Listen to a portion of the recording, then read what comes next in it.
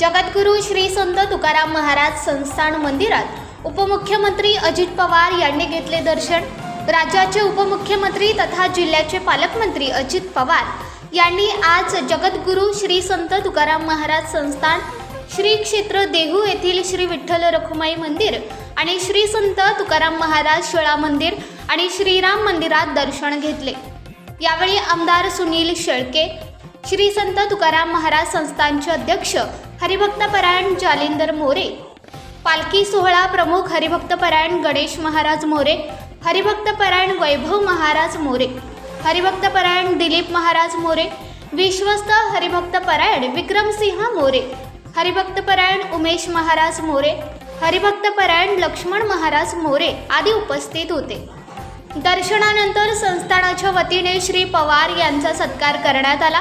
टाळ मृदंगाच्या तालावर भक्तिरसात चिंब झालेले वारकरी, ज्ञानोबा माऊली माऊली माऊलींचा गजर, डोक्यावर तुळशी वृंदावन, हाती दिंड्या पताका घेतलेले वारकरी अशा भक्तिमय वातावरणात जगद्गुरू श्री संत तुकाराम महाराज आषाढी वारी पालखीचे आज पंढरपूरकडे प्रस्थान होणार आहे।